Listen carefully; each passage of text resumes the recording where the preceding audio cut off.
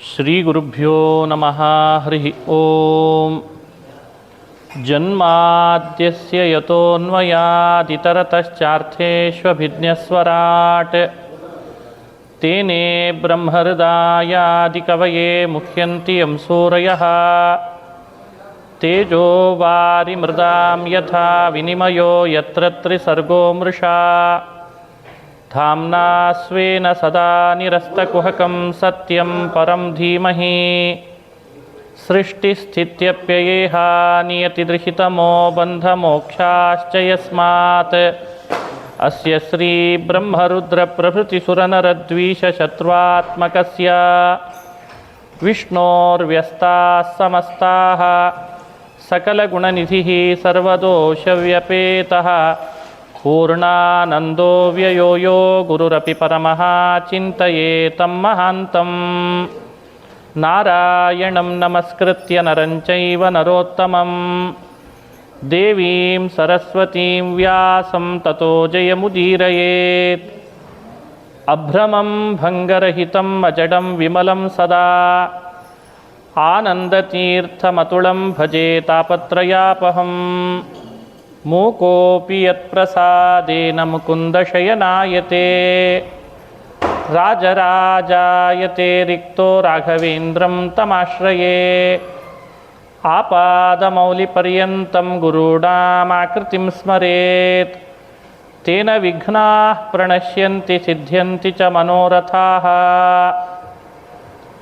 ಶ್ರೀ ಹರಿವಾಯು ಗುರುಗಳ ಚರಣಾರವಿಂದಗಳಲ್ಲಿ ಭಕ್ತಿಪೂರ್ವಕ ಪ್ರಣಾಮಗಳನ್ನು ಅರ್ಪಿಸಿ ಮಾಯಾಪುರಿ ಕ್ಷೇತ್ರದ ಆನಂದವನ ಕೇದಾರ ಖಂಡದಲ್ಲಿ ಶ್ರೀಮದ್ ಭಾಗವತ ಮಹಾಪುರಾಣದ 2ನೇ ದಿನದ ಪ್ರವಚನ ಮಾಡ್ತಾ ಇದ್ದೇನೆ.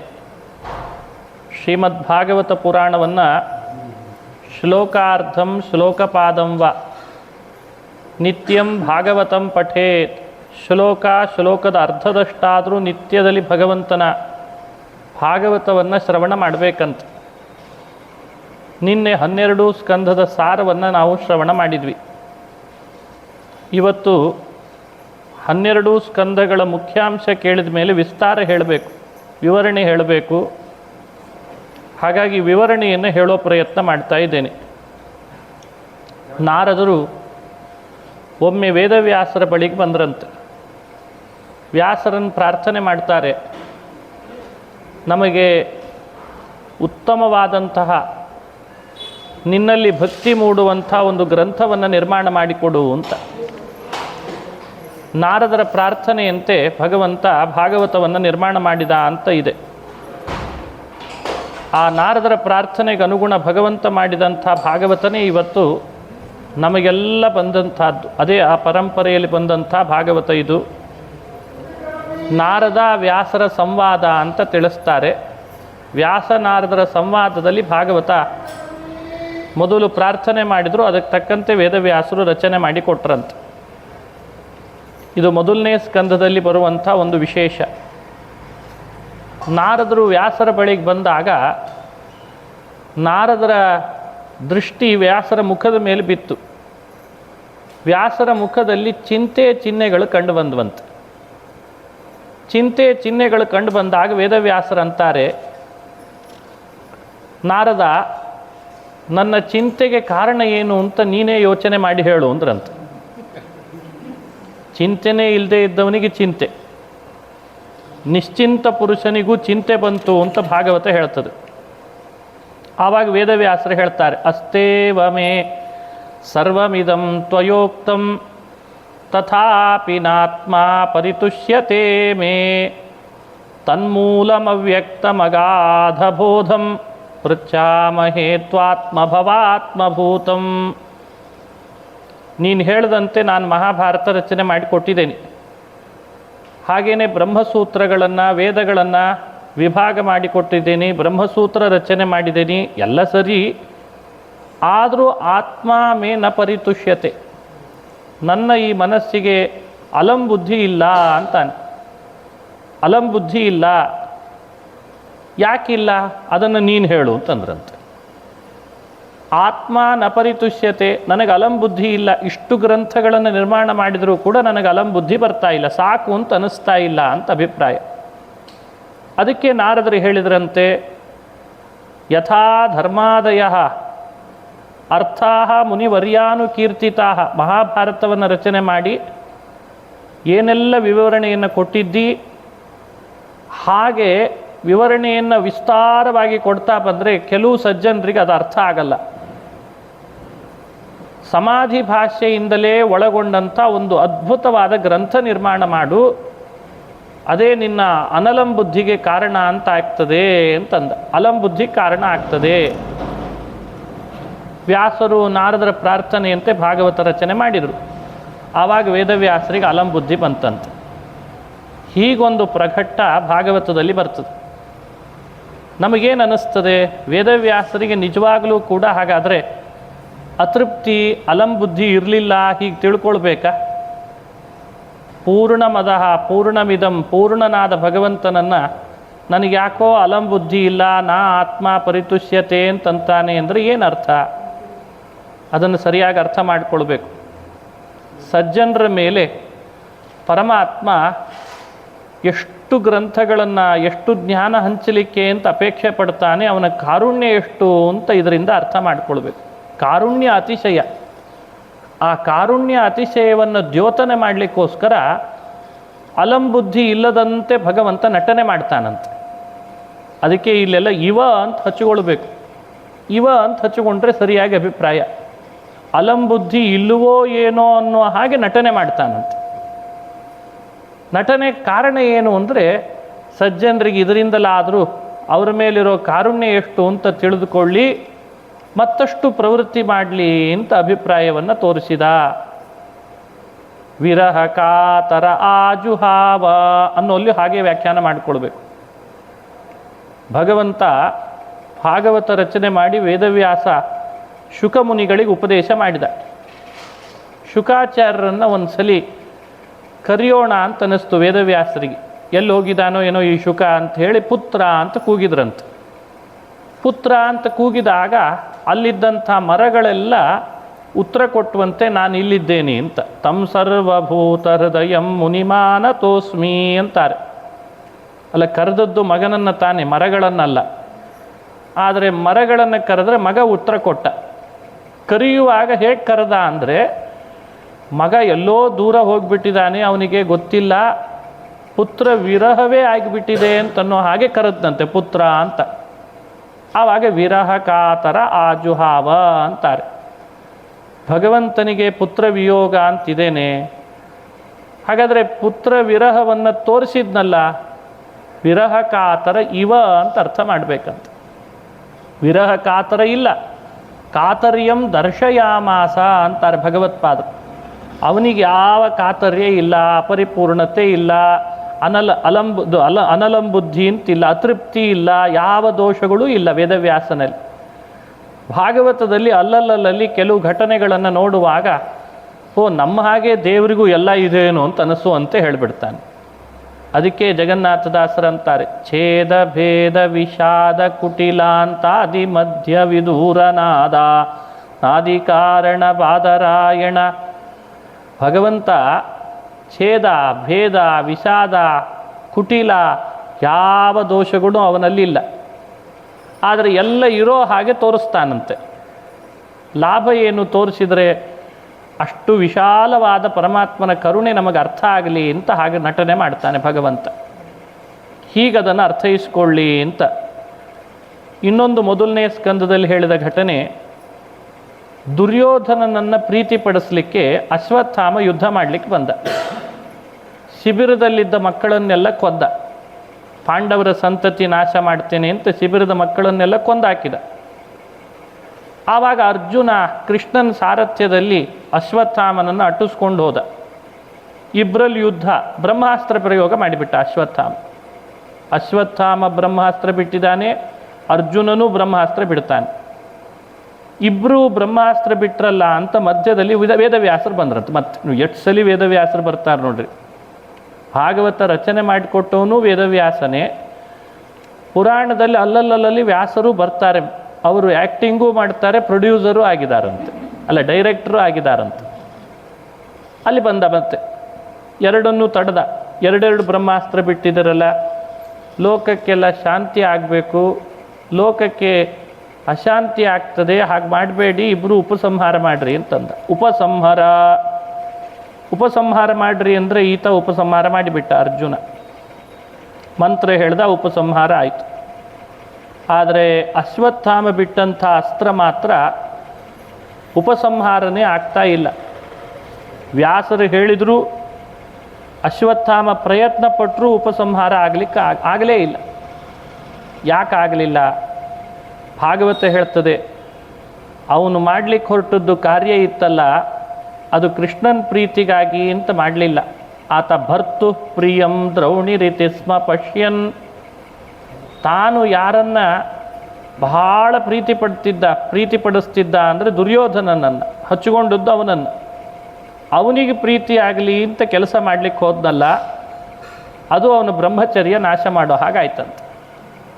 ಅಶ್ವತ್ಥಾಮ ವಿವಾಹನೆ ಮಾಡಿಕೊಳ್ಳದೇ ಇದ್ದ ಬ್ರಹ್ಮಚಾರಿ ನೋಡಿದರೆ ಆತ ದುರ್ಯೋಧನನಿಗೆ ಮಾತು ಕೊಟ್ಟ, ನಾನು ಭಾನುಮತಿಯಲ್ಲಿ ಹೇಳಿದ್ದಂತೆ ದುರ್ಯೋಧನ ಭಾನುಮತಿಯಲ್ಲಿ ನಿಯೋಗದಂತೆ ಮಕ್ಕಳನ್ನು ಪಡಿಬೇಕು, ಪಾಂಡವರ ಸಂತತಿಯನ್ನು ನಾಶ ಮಾಡಿ ಆ ಮಗುವಿಗೆ, ಭಾನುಮತಿಯಲ್ಲಿ ಹುಟ್ಟಿದವನಿಗೆ ನೀನು ಪಟ್ಟಾಭಿಷೇಕ ಮಾಡಬೇಕು ಅಂತಂದ. ಮಾತು ಕೊಟ್ಬಿಟ್ಟ. ಬರೀ ಮಾತು ಕೊಟ್ಟದ್ದಕ್ಕೆ ಅಶ್ವತ್ಥಾಮನ ಬ್ರಹ್ಮಚರ್ಯ ನಾಶ ಆಯ್ತಂತೆ. ಅಸ್ತ್ರ ಪ್ರಯೋಗ ಮಾಡಲಿಕ್ಕೆ ಬಂತು, ಅಸ್ತ್ರ ಉಪಸಂಹಾರ ಮಾಡಲಿಕ್ಕೆ ಬರಲಿಲ್ಲ ಅಂತ ಭಾಗವತ ಹೇಳ್ತದೆ. ಇದು ನಮಗೆ ಕೊಟ್ಟಂಥ ಎಚ್ಚರಿಕೆ. ನಾವು ದೇಹದೊಳಗೆ ಇಂದ್ರಿಯಗಳೆಲ್ಲ ಅಸ್ತ್ರ ಇದ್ದ ಹಾಗೆ, ಹರಿಬಿಡುವಾಗ ನಮ್ಮ ಮೈ ಮೇಲೆ ಎಚ್ಚರಿಕೆ ಇಡಲ್ಲ, ಹರಿಬಿಟ್ಬಿಡ್ತೇವೆ. ಆದರೆ ಅದನ್ನು ಮತ್ತೆ ಪ್ರತ್ಯಾಹಾರ ಅಂದರೆ ಅದನ್ನು ಹಿಂದೆ ಸ್ವೀಕರಿಸ್ಕೊಂಡು ನಿಯಂತ್ರಣಕ್ಕೆ ತಗೊಂಡು ಬಾ ಅಂದರೆ ನಮ್ಮೊಳಗೆ ಬ್ರಹ್ಮಚರ್ಯ ಉಳಿಸ್ಕೊಂಡಿರಲ್ಲ. ಹಾಗಾಗಬಾರ್ದು ಅಂತಾರೆ ಭಾಗವತದಲ್ಲಿ. ನೋಡಿ, ಅರ್ಜುನನಿಗೆ ಅನೇಕ ವಿವಾಹವಾದರೂ ಬ್ರಹ್ಮಚರ್ಯ ಕಾಪಾಡಿಕೊಂಡ. ಅಶ್ವತ್ಥಾಮ ವಿವಾಹನೇ ಆಗದೇ ಇದ್ದರೂ ಮಾತು ಕೊಟ್ಟೆ ಬ್ರಹ್ಮಚರ್ಯ ನಾಶ ಮಾಡ್ಕೊಂಡ್ಬಿಟ್ಟ. ಬರೀ ಮಾತು. ಎಷ್ಟು ಎಚ್ಚರಿಕೆಯಿಂದ ಇರಬೇಕು ಭಾಗವತ ಅದನ್ನು ನಮಗೆ ಚೆನ್ನಾಗಿ ಸ್ಪಷ್ಟಪಡಿಸಿ ಅರ್ಥ ಮಾಡಿಸ್ತದೆ. ಇದೊಂದು ಅಂಶ. ಹಾಗೆಯೇ ಭಾಗವತದ ಮುಂದೆ ಮೊದಲನೇ ಸ್ಕಂದದಲ್ಲಿ ಬರುವಂತೆ ಕುಂತಿ ಮಾಡಿದಂಥ ಕೃಷ್ಣನನ್ನು ಕುರಿತು ಸ್ತೋತ್ರ, ಕುಂತಿ ಸ್ತೋತ್ರ ಅಂತ, ಪಾಹಿ ಪಾಹಿ ಮಹಾಯೋಗಿನ್ ಅಂತ ಎಲ್ಲ ಸ್ತೋತ್ರ ಬರ್ತದೆ. ಕೃಷ್ಣ ಗರ್ಭದೊಳಗೆ ಪರೀಕ್ಷಿತ್ ರಾಜನನ್ನು ರಕ್ಷಣೆ ಮಾಡಿದ್ದಂತೆ. ಗರ್ಭದಿಂದ ಹೊರ ಬಂದ ಮೇಲೂ ರಕ್ಷಣೆ ಮಾಡಿದ. ಕುಂತಿ ವಿಶೇಷವಾಗಿ ಭಗವಂತನನ್ನು ಸ್ತೋತ್ರ ಮಾಡ್ತಾಳೆ. ನಮಸ್ತೆ ಪುರುಷಂ ತ್ವಾದ್ಯಂ ಈಶ್ವರಂ ಪ್ರಕೃತೆ ಪರಂ. ಅವಳ ಸ್ತೋತ್ರದಲ್ಲಿ ಪ್ರಸಿದ್ಧವಾದ 2 ಶ್ಲೋಕಗಳಿದ್ದಾವೆ. ಕೃಷ್ಣಾಯ ವಾಸುದೇವಾಯ ದೇವಕೀ ನಂದನಾಯ ಚ ನಂದಗೋಪಕುಮಾರಾಯ ಗೋವಿಂದಾಯ ನಮೋ ನಮಃ. ಎಷ್ಟು ಸಿಂಪಲ್ ಆಗಿದೆ ನೋಡಿ ಸ್ತೋತ್ರ ಇದು. ಇದು ಕುಂತಿ ಮಾಡಿದ ಕೃಷ್ಣನ ಸ್ತೋತ್ರ ಭಾಗವತದಲ್ಲಿ ಬರ್ತದೆ. ಕೃಷ್ಣಾಯ ವಾಸುದೇವಾಯ ದೇವಕೀ ನಂದನಾಯ ಚ ನಂದಗೋಪಕುಮಾರಾಯ ಗೋವಿಂದಾಯ ನಮೋ ನಮಃ. ಸರ್ವಾಪತ್ತಿಗಳಿಂದಲೂ ಪರಿಹಾರ ಮಾಡಬೇಕು ಅಂತಾದರೆ, ಪರಿಹಾರ ಕಂಡುಕೊಳ್ಬೇಕಾದ್ರೆ ಈ ಸ್ತೋತ್ರ ಹೇಳಬೇಕು. ಕೃಷ್ಣಾಯ ವಾಸುದೇವಾಯ ದೇವಕೀ ನಂದನಾಯ ಚ ನಂದಗೋಪಕುಮಾರಾಯ ಗೋವಿಂದಾಯ ನಮೋ ನಮಃ. ಕೃಷ್ಣಾಯ ವಾಸುದೇವಾಯ ದೇವಕೀ ನಂದನಾಯ ಚ ನಂದಗೋಪಕುಮಾರಾಯ ಗೋವಿಂದಾಯ ನಮೋ ನಮಃ. ಬಹಳ ಸ್ವರಸವಾದ ಶ್ಲೋಕ. ಹೀಗೆ ಅನೇಕ ಶ್ಲೋಕಗಳನ್ನು ಮಾಡ್ತಾಳೆ. ನಮಃ ಪಂಕಜನಾಭಾಯ ನಮಃ ಪಂಕಜಮಾಲಿನೇ ನಮಃ ಪಂಕಜ ನೇತ್ರಾಯ ನಮಸ್ತೆ ಪಂಕಜಾಂಘ್ರಯೇ. ಅವಳು ಮಾಡಿದ ಸ್ತೋತ್ರದ ಸಾರ ಏನು ಅಂದರೆ, ಎಲ್ಲ ಥರದ ಆಪತ್ತುಗಳನ್ನೆಲ್ಲ ಮೆಲುಕಾಕಿದ್ಲಂತೆ ಕುಂತಿ. ಅವಳ ಜೀವನದಲ್ಲಿ ಆಗಿ ಹೋದ ಘಟನೆಗಳನ್ನು, ಎಷ್ಟೆಷ್ಟು ಥರ ಆಪತ್ತುಗಳು ಬಂದಿದ್ವಲ್ಲ, ಅವನ್ನೆಲ್ಲ ಮೆಲುಕು ಹಾಕಿ ಮತ್ತೆ ಇದನ್ನು ಕೊಡಲೇಬೇಡ ಅಂತ ಕೇಳಬೇಕಲ್ವೇ. ಆಪತ್ತು ಮೆಲುಕು ಹಾಕೋದು ಅದಕ್ಕೆ ತಾನೆ. ಇನ್ನೊಂದು ಸಲ ಇಂಥದ್ದನ್ನು ಕೊಡಬೇಡ ಮತ್ತೆ ದೇವರೇ ಅಂತ. ಆದರೆ ಅವಳೇನು ಮಾಡ್ತಾಳೆ, ಇಷ್ಟೆಲ್ಲ ಆಪತ್ತುಗಳನ್ನೇ ಮೆಲುಕು ಹಾಕ್ತಾ ಇದನ್ನೆಲ್ಲ ನೀನು ಪರಿಹಾರ ಮಾಡಿದಿ ಅಂತ ದೇವರನ್ನು ಸ್ತೋತ್ರ ಮಾಡ್ತಾ ಮೇಲಿಂದ ಮೇಲೆ ಇಂಥದ್ದನ್ನು ಕೊಡು ಅಂತ ಕೇಳಿಬಿಡ್ತಾಳೆ. ಇದೇ ವ್ಯತ್ಯಾಸ. ಸಾಮಾನ್ಯವಾಗಿ ಆಪತ್ತನ್ನು ಕೊಡಬೇಡ ಅಂತ ಕೇಳೋರೇ ಭಾಳ. ಆದರೆ ಇವಳು ಭಾಗವತ ಧರ್ಮ ಬೇರೆ ತೋರಿಸಿದ್ಲು, ಬೇರೆ ರೀತಿ ತೋರಿಸಿದ್ಲು, ಅದ್ಭುತವಾಗಿ ತೋರಿಸಿದ್ಲು. ಅವಳು ಹೇಳ್ತಾಳೆ ಎಷ್ಟು ಥರದ ಆಪತ್ತುಗಳು ಬಂದಿದ್ದುವು. ವಿಷಾನ್ ಮಹಾಗ್ನೇಃ ಪುರುಷಾದ ದರ್ಶನಾತ್ ಅಸತ್ಸಭಾಯಾ ವನವಾಸ ಕೃಚ್ಛ್ರತಃ ಮೃಧೇ ಮೃಧೇನೇಕ ಮಹಾರಥಾಸ್ತ್ರತೋ. ಮೃಧೇ ಮೃಧೇ ಅನೇಕ ಮಹಾರಥಾಸ್ತ್ರತಃ. ವಿಷದಿಂದ ಆಪತ್ತು ಬಂತು. ಪಾಂಡವರನ್ನೆಲ್ಲ ವಿಷ ಹಾಕಿ ಕೊಲ್ಲಿಕ್ಕೆ ನೋಡಿದ ದುರ್ಯೋಧನ. ಆದರೆ ಯಾವ ಪಾಂಡವರು ಸಾಯಲೇ ಇಲ್ಲ, ಮೂರ್ಛೆನೂ ಬೀಳಲಿಲ್ಲ, ಹಾಗೇ ರಕ್ಷಣೆ ಮಾಡಿಬಿಟ್ಟ. ವಿಷ ಎಲ್ಲ ಹಾಕಿದ ಭಕ್ಷ್ಯ ಭೋಜ್ಯಗಳನ್ನು ಚೆನ್ನಾಗಿ ತಿಂದುಬಿಟ್ಟ ಭೀಮಸೇನ. ತೇಗಿದ್ನೇ ಹೊರತು ಯಾವುದೂ ಅವನನ್ನೇನು ಮಾಡಲಿಲ್ಲ. ಅಗ್ನೇಹೆ ಆ ವಾರಣಾವತಕ್ಕೆ ಕಳಿಸಿ ಅರಿಗಿನ ಮನೆಯನ್ನು ಮಾಡಿಸಿ ವಿರೋಚನನ ಮೂಲಕ ಇಡೀ ಮನೆಗೆ ಬೆಂಕಿ ಇಟ್ಟ. ಬೆಂಕಿ ಇಟ್ಟರೆ ಅರಿಗಿನ ಮನೆ ಸುಟ್ಟೋಯ್ತೆ ಹೊರತು ಒಳಗಿದ್ದ ಪಾಂಡವರಿಗೇನೂ ಆಗಲಿಲ್ಲ. ಅಗ್ನಿಯಿಂದ ಬಂದ ಆಪತ್ತು, ವಿಷದಿಂದ ಬಂದ ಆಪತ್ತು. ಹಾಗೇನೆ ಬಕ ಹಿಡಿಂಬ ಅನ್ನುವಂಥ ಅಸುರರು, ರಾಕ್ಷಸರು ಕಾಡಿನೊಳಗೆ ಪಾಂಡವರ ಮೇಲೆ ಬೆನ್ನು ಹತ್ತಿದ್ರು. ಅದನ್ನೂ ಪರಿಹಾರ ಮಾಡಿದ. ಅಸತ್ಸಭಾಯ ವನವಾಸ ಕೃಚ್ಛ್ರತಃ. ಅಸತ್ಸಭಾಯ ಎಂಥ ದುಷ್ಟ ಸಭೆ, ಎಲ್ಲರೂ ಸೇರಿದ್ದಾರೆ, ಭಾಳ ದೊಡ್ಡ ದೊಡ್ಡ ವ್ಯಕ್ತಿಗಳು. ನೋಡಿದರೆ ಕುರುಕುಲದ ಸೊಸೆ ದ್ರೌಪದಿಯ ವಸ್ತ್ರಾಪಹರಣ ಮಾಡಲಿಕ್ಕೆ ನಿಂತಿದ್ದಾರೆ. ಯಾರು ವಸ್ತ್ರ ಕೊಟ್ಟರು? ಅವಳಿಗೆ ಯಾರು ವಸ್ತ್ರ ಕೊಟ್ಟು ಕಾಪಾಡಿದರು? ಅಸತ್ಸಭಾಯ. ನೋಡಿ, ವಸ್ತ್ರವನ್ನು ಸೆಳೆದು ಮಾನ ಕಳಿತೇನೆ ಅಂತ ನಿಂತ ದುಶ್ಯಾಸನ, ಆದರೆ ವಸ್ತ್ರ ಕೊಟ್ಟು ರಕ್ಷಣೆ ಮಾಡಿದ. ಮಾನ ಅಪಹರಣ ಮಾಡಲಿಕ್ಕೆ ನಿಂತರೆ ರಕ್ಷಣೆ ಮಾಡ್ತಾನೆ. ವನವಾಸ ಕೃಚ್ಛ್ರತಃ. ಕಾಡಿನಲ್ಲಿ ಒಂದು ಹೊತ್ತಿಗೆ ಗತಿ ಇಲ್ಲ ಅಂತ ಅನ್ನಿಸ್ತೇನೆ ಎಂದ. ಆದರೆ ಆದಿತ್ಯ ಹೃದಯ ಹೇಳಿಸಿ ಸೂರ್ಯನ ಮೂಲಕ ಅಕ್ಷಯ ಪಾತ್ರೆ ಕೊಡಿಸಿ ಸುಗ್ರಾಸವಾದ ಭೋಜನಕ್ಕೆ ಹಾಕಿಸಿದ್ದಂತೆ. ಸುಗ್ರಾಸ ಭೋಜನ 80,000ಕ್ಕೂ ಹೆಚ್ಚು ಯತಿಗಳು ಧರ್ಮರಾಜ ದಿನಾ ಕೃಷ್ಣಾರ್ಪಣೆ ಹೇಳಿ ಅವರಿಗೆ ಭಿಕ್ಷಾ ಹಾಕಿಸೋ ಹಾಗೆ ಮಾಡಿಬಿಟ್ಟ. ಇದು ವನವಾಸ ಕೃಚ್ಛ್ರತಃ. ಅನ್ನ ಸಿಗದಂತೆ ಆಪತ್ತು ಕೊಡ್ತೇನೆ ಎಂದ, ವಿಷ ಹಾಕಿ ಕೊಡ್ತೇನೆ ಎಂದ, ಬೆಂಕಿ ಇಟ್ಟು ಸುಡ್ತೇನೆ ಎಂದ, ವಸ್ತ್ರ ಅಪಹರಿಸಿ ಮಾನ ತೆಗಿತೇನೆ ಎಂದ ದುರ್ಯೋಧನ. ಯಾವುದು ಮೃಧೆ ಮೃಧೆ. ಮೃಧೆ ಅಂದರೆ ಯುದ್ಧ. ಯುದ್ಧದಲ್ಲಂತೂ ಪದೇ ಪದೇ ಕ್ಷಣಕ್ಕೆ ನಾರಾಯಣಾಸ್ತ್ರ ಮುಂತಾದವುಗಳು. ಎಷ್ಟು ಬಾರಿ ಅರ್ಜುನನಿಗೆ ಆಪತ್ತು ಬರ್ತಿತ್ತು, ಅದನ್ನು ರಕ್ಷಣೆ ಮಾಡಿದೆ. ಹೀಗೆ ಹರೇ ಅಭಿರಕ್ಷಿತಾ. ಹೆಜ್ಜೆ ಹೆಜ್ಜೆಗೆ ನಿನ್ನಿಂದ ನಾವು ರಕ್ಷಣೆಗೆ ಒಳಪಟ್ಟಿದ್ದೇವೆ. ಇಷ್ಟು ಆಪತ್ತು ಬಂದಾಗೆಲ್ಲ ನೀನು ರಕ್ಷಣೆ ಮಾಡಿದೆ. ಅದಕ್ಕೆ ಕೃಷ್ಣ ಅಂದ, ಈಗ ಮುಂದೇನು ಅಂತ ಕೇಳ್ದ. ಹಾಗಾದ್ರೆ ಈಗ ಹಿಂದೇನಿತ್ತಲ್ಲ ಅದನ್ನೇ ಕಂಟಿನ್ಯೂ ಮಾಡು ಅಂತಂದ್ಲಂತೆ. ಅದನ್ನೇ ಹೇಳ್ತಾಳೆ. ವಿಪದಸ್ಸಂತು ನಶ್ಯಶ್ವತ್ ತತ್ರ ತತ್ರ ಜಗದ್ಗುರೋ ಭವತೋ ದರ್ಶನಂ ಯಸ್ಯಾತ್ ಅಪುನರ್ಭವ ದರ್ಶನಂ. ಕುಂತಿ ಸ್ತೋತ್ರ ನಮಗೆಲ್ಲ ಸಂದೇಶ ಕೊಡೋದೇ ಅದು. ನಮ್ಮ ಜೀವನದಲ್ಲಿ ನಡೆಯುವ ಆಗುಹೋಗುಗಳು ವಿಪತ್ತಿನಂತೆ ಇರ್ತಾವೆ, ವಿಪತ್ತೇ ಆಗಿರ್ತಾವೆ. ಆದರೆ ದೇವರನ್ನು ಪರಿಹರಿಸುವಂಥ ಅಧಿಕಾರದಿಂದ ಕೇಳಬಾರ್ದಂತೆ. ಪರಿಹರಿಸುವಂತ ಕೇಳೋ ಅಧಿಕಾರ ಬೇಡ ಅಂತಾರೆ. ನಮಗಿಲ್ಲ ಅದು. ಅವನಿಗೆ ಗೊತ್ತಿಲ್ಲೇನು ಯಾವ ವಿಪತ್ತು ಯಾರಿಗೆ ಕೊಡಬೇಕು, ಎಷ್ಟು ಕೊಡಬೇಕು, ಎಷ್ಟು ಕೊಡಬಾರ್ದು ಗೊತ್ತಿಲ್ವೇನು? ಅದನ್ನು ಬೇಡ ಅಂದ್ಲು. ನೋಡಿ ಎಷ್ಟು ದೊಡ್ಡ ಭಾಗವತ ಧರ್ಮಾನುಷ್ಠಾನ ಕುಂತಿದ್ದು. ಮತ್ತೇನು ಕೊಡು ಅಂತ ಕೇಳಿದ್ಲು. ಯಾವ ವಿಪತ್ತು ನೀನು ಕೊಡ್ತಿದ್ದಿ ಆ ಕೊಟ್ಟ ವಿಪತ್ತಿನ ಕ್ಷಣಗಳಲ್ಲೆಲ್ಲ ನಿನ್ನ ಸ್ಮರಣೆ ಕೊಟ್ಟಿದ್ದಿ. ನಿನ್ನ ದರ್ಶನ ಆಗಿದೆ, ನಿನ್ನ ದರ್ಶನ ಆಗ್ತದೆ, ನಿನ್ನ ಸ್ಮರಣೆ ಬರ್ತದೆ. ಹಾಗಾದರೆ ಸಂಪತ್ತು ಮರೆಸಿಬಿಡ್ತದೆ ನಿನ್ನ ಸ್ಮರಣೆಯನ್ನು, ವಿಪತ್ತು ನಿನ್ನ ಸ್ಮರಣೆಯನ್ನು ಹೆಚ್ಚು ಮಾಡ್ತದೆ. ಹಾಗಾಗಿ ವಿಪತ್ತೇ ಕೊಡು ಅಂತಂದ್ಲಂತೆ. ವಿಪದಸ್ಸಂತು ನಶ್ಯಶ್ವತ್ ತತ್ರ ತತ್ರ ಜಗತ್ಪದೇ.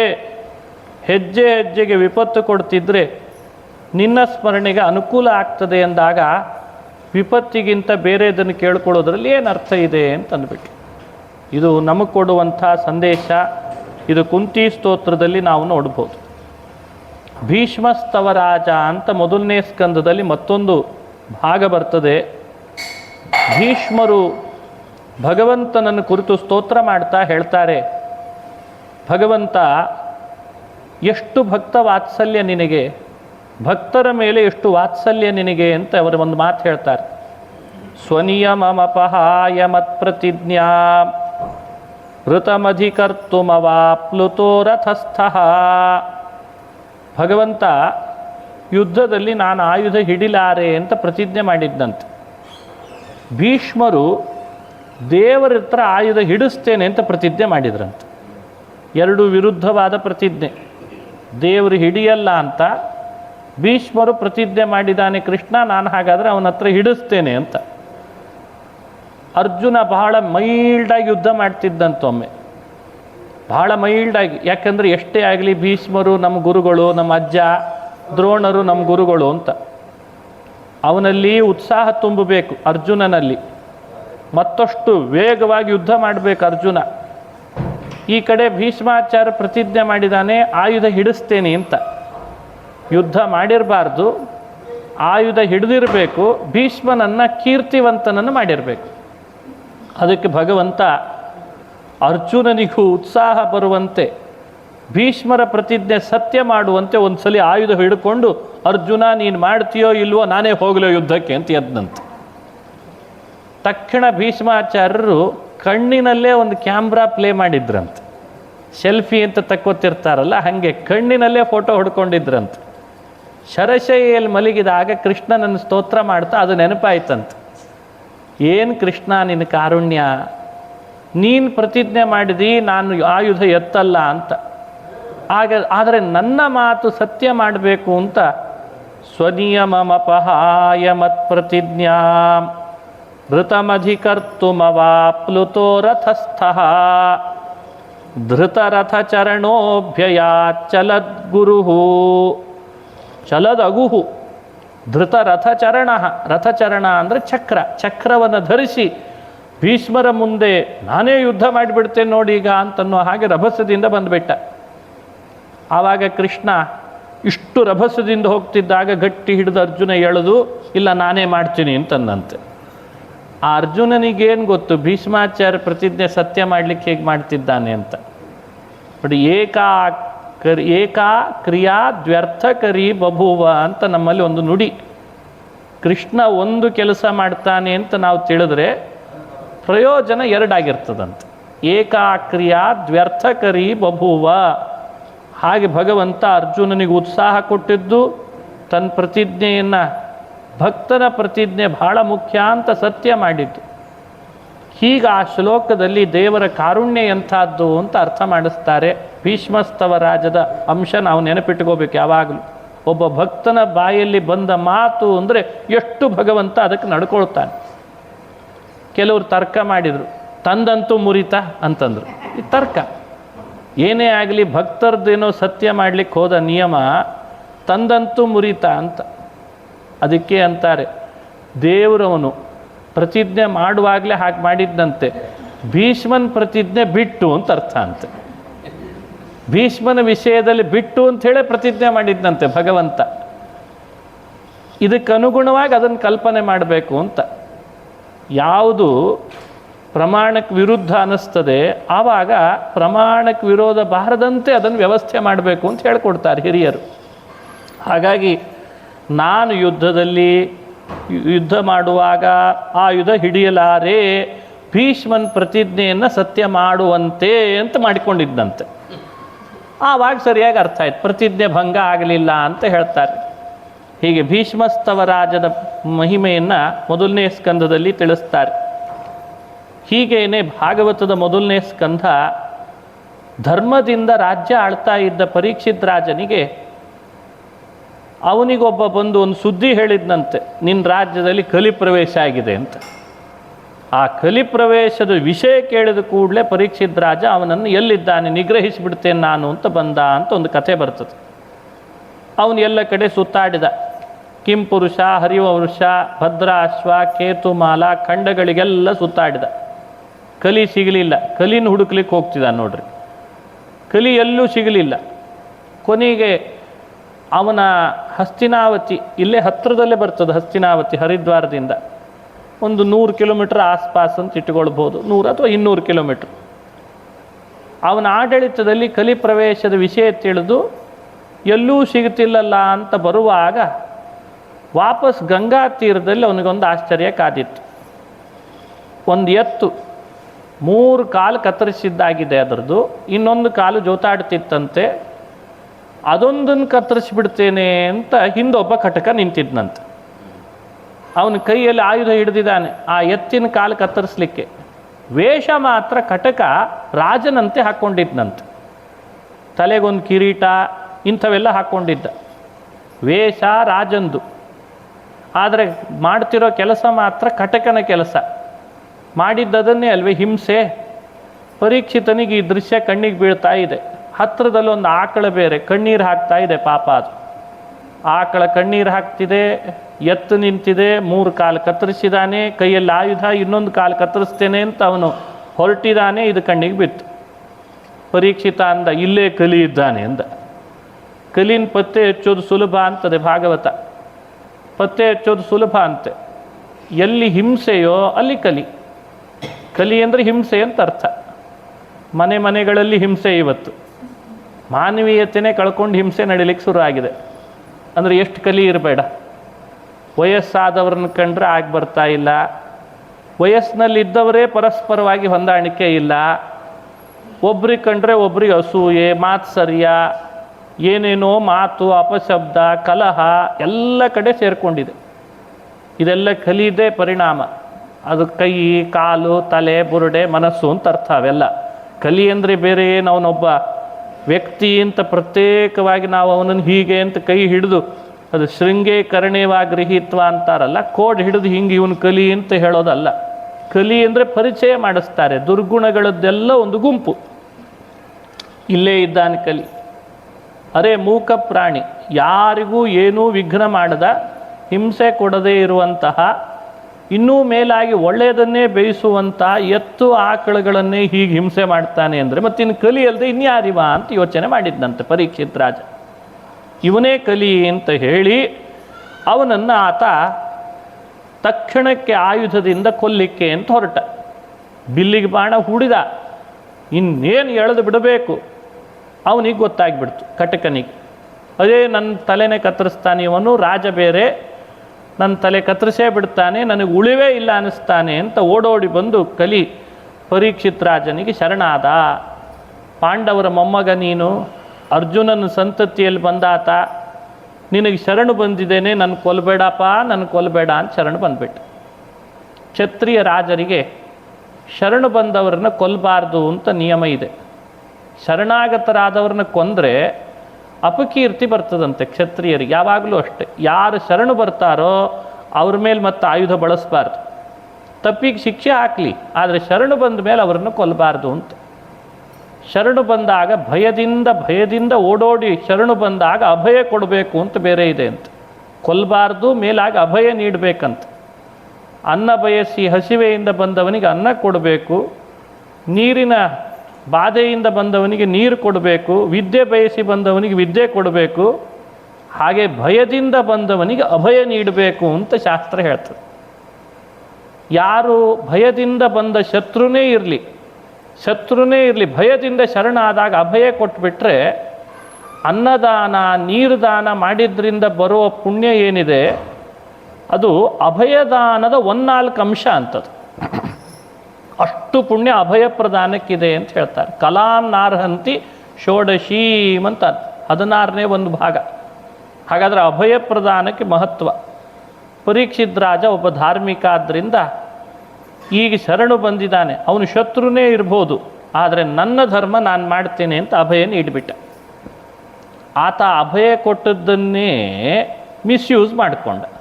ನೋಡಿ, ಲೋಕದಲ್ಲಿ ಇವತ್ತು ಎಲ್ಲ ಯೋಜನೆಗಳು ಮಿಸ್ಯೂಸ್ ಆಗ್ತಾವಲ್ಲ. ಕೇಂದ್ರದಲ್ಲಿ ಅದು ನಿಯಮ ಮಾಡಿರ್ತಾರೆ, ಯೋಜನೆ ಹಾಕಿರ್ತಾರೆ, ಅದು ಕೊನೆಗೆ ಶ್ರೀಸಾಮಾನ್ಯನ ತಲುಪುವಷ್ಟರಲ್ಲಿ ಮಧ್ಯದವರೇ ತಿಂದು ಹಾಕಿರ್ತಾರೆ. ಅಲ್ಲಿ 1 ರೂಪಾಯಿ ಇದ್ದರೆ ಇಲ್ಲಿ 10 ಪೈಸೆ ಸಿಗೋದು ಕಷ್ಟ ಆಗಿರ್ತದೆ. ಹಾಗೆ ಅಭಯ ಕೊಟ್ಟದ್ದೇ ಮಿಸ್ಯೂಸ್ ಮಾಡಿದ ಕಲಿ. ಅದಕ್ಕೆ ಕಲಿ ಅಂತಾರೆ. ಕಲಿ ಅಂದರೆ ಬೇರೆ ಅಲ್ಲ, ಯಾವುದು ಪ್ರಾಮಾಣಿಕವಾದ ಸಿಸ್ಟಮ್ ಇದೆ ಅದನ್ನು ಒಂದಲ್ಲ ಒಂದು ರೀತಿಯಿಂದ ಮಿಸ್ಯೂಸ್ ಮಾಡುವ ಬುದ್ಧಿ ಬರ್ತದಲ್ಲ, ಕಲಿ ಬಂದ ಅಂತ ಅರ್ಥ.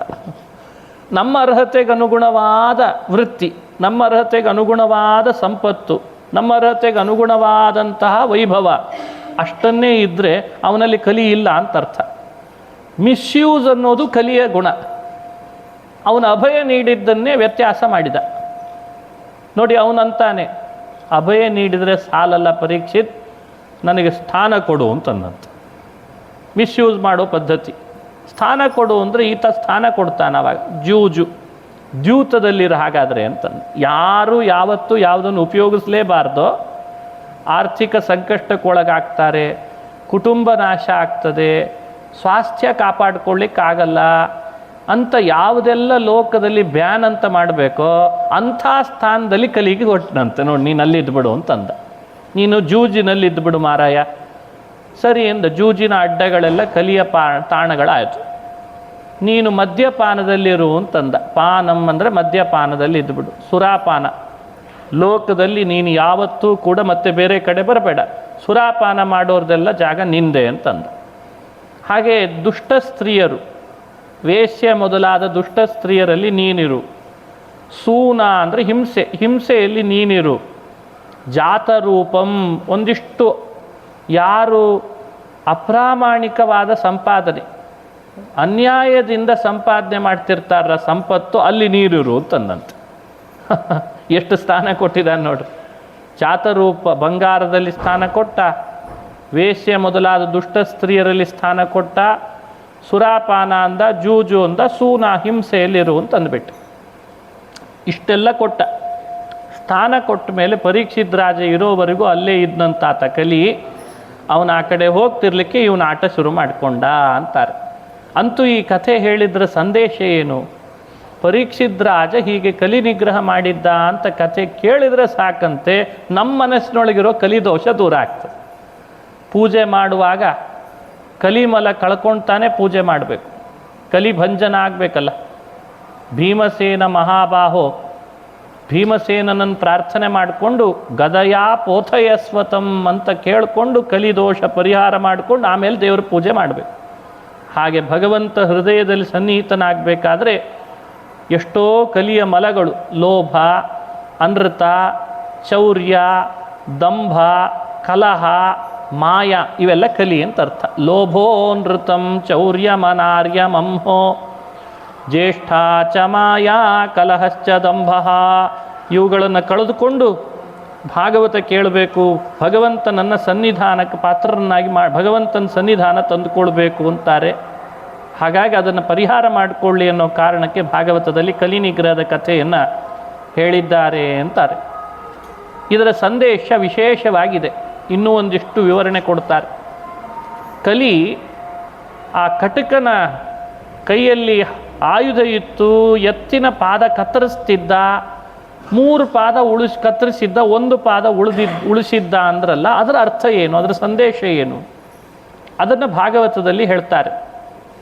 ಎತ್ತು ಅಂದರೆ ಧರ್ಮವೇ ಎತ್ತಿನ ರೂಪ ತಾಳಿತ್ತಂತೆ. ನೋಡಿ, ಧರ್ಮ ಎತ್ತಿನ ರೂಪ ತಾಳಿ ಬಂದಿತ್ತು. ಆ ಎತ್ತಿಗೆ 3 ಪಾದಗಳನ್ನು ಕತ್ತರಿಸಿದ್ದ ಅಂದರೆ ಧರ್ಮದ ಪಾದಗಳು 4 ಅಂತೆ. 4 ಪಾದದಲ್ಲಿ ಈತ 3 ಪಾದ ಕತ್ತರಿಸಿದ. ಯಾವ್ಯಾವುದದು? ಸತ್ಯ, ತಪಸ್ಸು, ಇವೆಲ್ಲ ಧರ್ಮದ ಪಾದ ಅಂತ ವ್ಯಾಖ್ಯಾನ ಮಾಡ್ತಾರೆ. ದಯಾ ಹಾಗೂ ಶೌಚ ಅಂತ. ಸತ್ಯಂ ಶೌಚಂ ದಯಾ. ಸತ್ಯ, ತಪಸ್ಸು, ದಯಾ, ಶೌಚ. ಈತ ಏನು ಮಾಡಿದ? ತಪಸ್ಸು, ದಯಾ, ಶೌಚ ಅನ್ನೋ 3 ಪಾದ ಕತ್ತರಿಸಿಬಿಟ್ಟಂತೆ. ಆ 3 ಪಾದ ಕತ್ತರಿಸಿದ ಮೇಲೆ ಉಳಿದದ್ದು ಯಾವುದು ಹಾಗಾದರೆ? ಮೊದಲನೇದ್ದೇ ಯಾವ ಪಾದ? ಸತ್ಯ. ಪಾದ ಅಂದರೆ 1/4 ಅಂತ ಅರ್ಥ, 1/4 ಅಂಶ. ಧರ್ಮ ಅಂದ್ರೇನೆ 4 ಅಂಶಗಳಿಂದ ಕೂಡಿದ್ರೆ ಅದು ಧರ್ಮ ಆಗ್ತದಂತೆ. ಸತ್ಯ, ತಪಸ್ಸು, ದಯಾ, ಶೌಚ. ತಪಶೌಚಂ ದಯಾ ಸತ್ಯಂ ಪಾದಾಹ ಕೃತೇ ಕೃತಾಹ ಅಂತಾರೆ. ಒಬ್ಬೊಬ್ಬ ವ್ಯಕ್ತಿಗಳಲ್ಲಿಯೂ ಕೂಡ 100% ಧರ್ಮ ಕೃತಯುಗದಲ್ಲಿ ಇರ್ತದಂತೆ. ಕೃತಯುಗದ ಯಾರದೇ ಮನೆಗೆ ಹೋದರೂ ಕೂಡ ಒಬ್ಬೊಬ್ಬ ವ್ಯಕ್ತಿ ಸತ್ಯವಂತ, ಶೌಚವಂತ, ದಯಾವಂತ, ತಪಸ್ವಿಯಾಗಿರ್ತಾನಂತೆ. ಅದೇ ಮತ್ತೆ ಪುನಃ ತ್ರೇತಾಯುಗ ಎರಡನೇದ್ದು, ಆವಾಗ ಮಾತ್ರ ಮತ್ತೆ ಪಾದ ಒಂದು ಕಡಿಮೆ ಆಗಿಬಿಡ್ತದೆ, 3 ಪಾದ ಉಳ್ಕೊಳ್ತದೆ. ಆವಾಗ ದ್ವಾಪರಕ್ಕೆ ಬಂದಾಗ 2 ಪಾದ ಕಡಿಮೆ ಆಗ್ತದೆ, ಇನ್ನು 2 ಪಾದ ಉಳ್ಕೊಳ್ತದೆ ವ್ಯಕ್ತಿಗಳಲ್ಲಿ. ಕಲಿಯುಗಕ್ಕೆ ಬಂದಾಗ 3 ಪಾದ ಕಡಿಮೆ ಆಗ್ತದಂತೆ, 1 ಪಾದ ಉಳಿತದಂತೆ. ನೋಡ್ರಿ ಎಲ್ಲಿಗೆ ಬಂತು ಪ್ರತಿಶತ. ಅದನ್ನೂ ಕೂಡ ಕಲಿ ಹೇಗೆ ಮಾಡಿರ್ತಾನೆ ಅಂದರೆ, ಅಧರ್ಮವನ್ನು ಆಯುಧವಾಗಿ ಬಳಸ್ತಾನೆ. ಅಧರ್ಮದ ಆಯುಧಗಳು 4 ಅಂತೆ, ಅಧರ್ಮ ಅಂಗಗಳು 4. ಧರ್ಮಾಂಗಗಳನ್ನು ನಾಶ ಮಾಡಲಿಕ್ಕೆ ಅಧರ್ಮ ಅಂಗಗಳನ್ನು ಯೂಸ್ ಮಾಡ್ತಾನಂತೆ. ಇವತ್ತಿನ ಭಾಷೆ ಬಹಳ ಸುಲಭವಾಗಿ ಅರ್ಥ ಮಾಡಿಸ್ಬೋದು. ಒಂದು ಸಾಫ್ಟ್ವೇರ್ ಕರಪ್ಟ್ ಆಗಬೇಕಾದ್ರೆ ಆ್ಯಂಟಿ ಅಂತ ವ್ಯವಸ್ಥೆ ಮಾಡಿರ್ತಾರೆ, ವೈರಸ್ ಬಿಡ್ತಾನೆ, ಅದನ್ನು ಕರಪ್ಟ್ ಮಾಡಿಬಿಡ್ತಾನೆ ಆತ. ನೋಡಿ, ಇದೊಂದು ಅಪ್ಲಿಕೇಶನ್ ಹಾಳಾಗಬೇಕಾ, ಅದಕ್ಕೊಂದು ಯಾವುದಾದ್ರೂ ವೈರಸ್ ಬಿಟ್ಬಿಡ್ತಾನೆ. ಹಾಗೆ ಧರ್ಮ ಅನ್ನೋದೊಂದು ಅಪ್ಲಿಕೇಶನ್ ಇದ್ದ ಹಾಗೆ, ಅದು 4 ಅಂಶಗಳಿಂದ ಕೂಡಿದಂಥ ಅಪ್ಲಿಕೇಶನ್.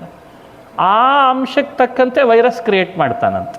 ಉದಾಹರಣೆ ಇಲ್ಲಿ ಹೇಳುವಂತೆ ನೋಡೋದಾದರೆ, ಈಗ ಸತ್ಯ, ಬಹಳ ಒಳ್ಳೆ ಸತ್ಯವಂತನಾಗಿದ್ದಾನವನು ಅಂದರೆ ಅನೃತ ಅನ್ನೋ ಅಧರ್ಮಾಂಗವನ್ನು ಯೂಸ್ ಮಾಡ್ತಾನಂತೆ. ಅನೃತ ಅಂದರೆ ಸುಳ್ಳು. ಎಷ್ಟು ಪ್ರಾಮಾಣಿಕ ಅಂತ ಜಗತ್ತೆಲ್ಲ ಕೊಂಡಾಡ್ತಿರ್ತದೆ, ಅವನೊಳಗೆ ಸರಿಯಾಗಿ ಅಪ್ರಾಮಾಣಿಕ ಇವನು ಅಂತ ಅನ್ನಿಸ್ಲಿಕ್ಕೆ ಬೇಕಾಗುವ ಹಾಗೆ ಅನೃತ ಅನ್ನೋ ಆಯುಧವನ್ನು ಬಿಟ್ಬಿಡ್ತಾನೆ, ವೈರಸ್ಸನ್ನು ಕ್ರಿಯೇಟ್ ಮಾಡಿ ಬಿಟ್ಬಿಡ್ತಾನೆ. ಅವ ತೊಳಲಾಡ್ಬೇಕು ಅವನು, ಅಯ್ಯೋ ನಾನು ಎಷ್ಟು ಪ್ರಾಮಾಣಿಕನಾಗಿದ್ದೇ, ನೋಡಿದರೆ ಹಿಂಗಾಗೋಯ್ತಲ್ಲ ಅಂತ ಹಂಗೆ ತೊಳಲಾಡ್ಬೇಕು, ಹಾಗೆ ಮಾಡಿಬಿಡ್ತಾನೆ. ನೋಡಿ, ಸತ್ಯ ಅನ್ನೋ ಧರ್ಮಾಂಗದ ಮೇಲೆ ಅನೃತ ಅನ್ನೋ ವೈರಸ್ಸನ್ನು ಕ್ರಿಯೇಟ್ ಮಾಡಿ ಬಿಟ್ಬಿಡ್ತಾನೆ. ಹಾಗೆ ತಪಸ್ಸು, ದಯಾ, ಶೌಚ ಅಂತ 3 ಇದೆ. ಮತ್ತೆ ಅವುಗಳಿಗೂ ಕೂಡ ಹೀಗೆ ಅಧರ್ಮಾಂಗವನ್ನು ಪ್ರಯೋಗ ಮಾಡ್ತಾನೆ. ತಪಸ್ಸು ಅನ್ನುವಂತಹ ಆ ಧರ್ಮಾಂಗವನ್ನು ನಾಶ ಮಾಡಲಿಕ್ಕೆ ಸ್ಮಯ ಅನ್ನುವಂಥ ಅಧರ್ಮಾಂಗವನ್ನು ಕ್ರಿಯೇಟ್ ಮಾಡ್ತಾನೆ. ಅವನೊಳಗೆ ಮದ ಬರೋ ಹಾಗೆ ಮಾಡ್ತಾನೆ. ಮದ, ಭಾರೀ ಮದ ಬರಬೇಕು. ತಪಸ್ಸು ಮಾಡ್ತಾ ಮಾಡ್ತಾ ಜಪ, ಸ್ನಾನ, ಕ್ಷೇತ್ರ, ತೀರ್ಥ ಇವುಗಳಿಗೆಲ್ಲ ಹೋದಾಗ ಒಂದು ದೊಡ್ಡ ತಪಸ್ಸು, ಪುಣ್ಯ ರಾಶಿ ಶೇಖರಣೆ ಆಗ್ತಿರ್ತದೆ. ಒಳಗೆ ಎಷ್ಟು ಜಪ ಮಾಡಿದೆ, ಎಷ್ಟು ಧ್ಯಾನ ಮಾಡಿದೆ, ಎಷ್ಟು ಅಧ್ಯಯನ ಮಾಡಿದೆ, ಎಷ್ಟು ಪ್ರವಚನ ಮಾಡಿದೆ ಅಂತ ಒಳಗೆ ಮದ ಶುರು ಆಗಿಬಿಡ್ತದೆ. ಮದ ಅನ್ನೋ ಅಧರ್ಮಾಂಗ ಅವನು ಒಳಗಿರುವ ತಪಸ್ಸು ಅನ್ನುವಂಥ ಧರ್ಮಾಂಗವನ್ನು ನಾಶ ಮಾಡಿಬಿಡ್ತದೆ. ನೋಡಿ, ಧರ್ಮಾಂಗ ನಾಶ ಆಗೋದು ಅಧರ್ಮಾಂಗದಿಂದ ಅನ್ಲಿಕ್ಕೆ ಇದು ಒಂದು. ಹಾಗೆಯೇ ಶೌಚ ಮತ್ತು ದಯ. ಶೌಚ ಪ್ರತಿಯೊಬ್ಬನೂ ಧರ್ಮಾಂಗವನ್ನು ಪಾಲನೆ ಮಾಡಿಕೊಂಡಿರ್ತಾನಲ್ಲ, ಅದನ್ನು ಹೇಗೆ ಅಂದರೆ ಸಂಘ ಅನ್ನುವಂಥ ಅಧರ್ಮಾಂಗದಿಂದ ನಾಶ ಮಾಡಿಬಿಡ್ತಾನೆ. ಸಂಘ ಅಂದರೆ ವಿಷಯದ ಆಸಕ್ತಿ.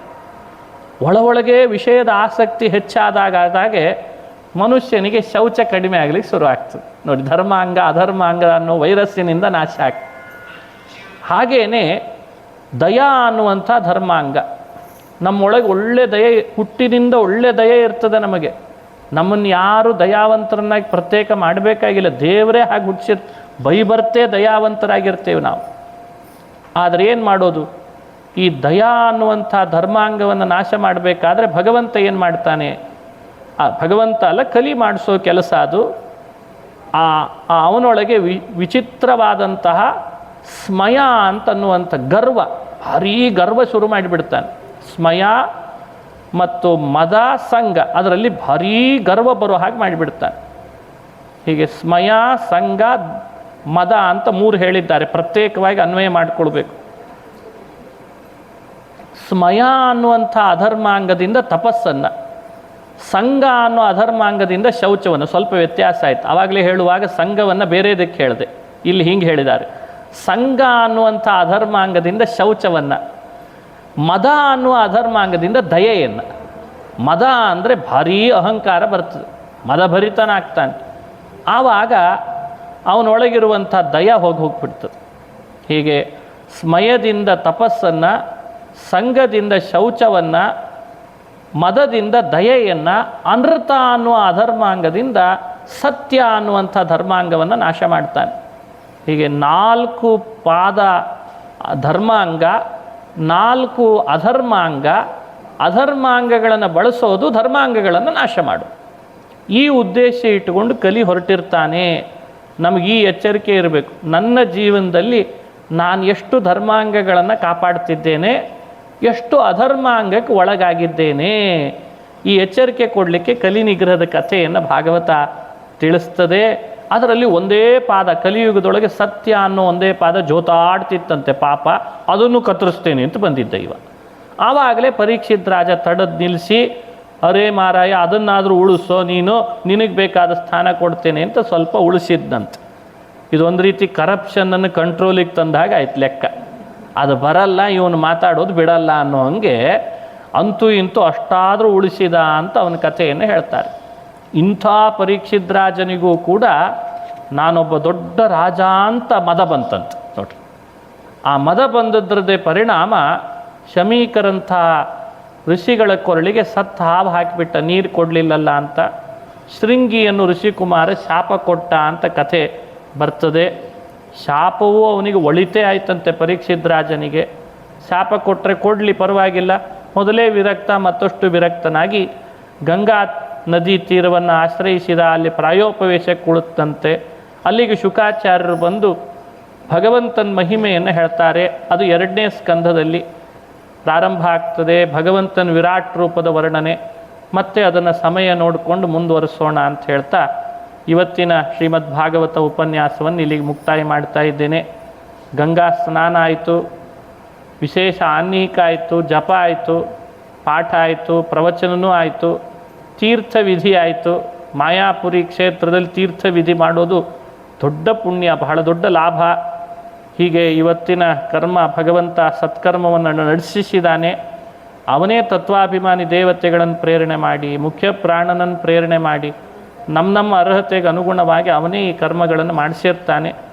ಯಾರೆಲ್ಲ ತೀರ್ಥವಿಧಿ ಮಾಡಿದಿರಿ ಅವರವರ ಪಿತೃಗಳಿಗೆ ಸದ್ಗತಿ ಭಗವಂತ ಕೊಡಲಿ ಅಂತ ಪ್ರಾರ್ಥನೆಯನ್ನು ಮಾಡಿ, ಶ್ರೀಮದ್ ಭಾಗವತದಿಂದ ಶ್ರೀಕೃಷ್ಣ ನಮ್ಮನ್ನೆಲ್ಲ ಅನುಗ್ರಹಿಸಲಿ, ಕಲಿಯ ಬಾಧೆಯಿಂದ ನಮ್ಮನ್ನು ದೂರ ಮಾಡಲಿ, ಧರ್ಮದ ದಾರಿಯಲ್ಲಿ ಸಾಗುವಂತೆ ನಮ್ಮನ್ನು ಅನುಗ್ರಹಿಸಲಿ ಅಂತ ಪ್ರಾರ್ಥನೆಯನ್ನು ಮಾಡ್ತಾ ಶ್ರೀಕೃಷ್ಣಾರ್ಪಣಮಸ್ತು.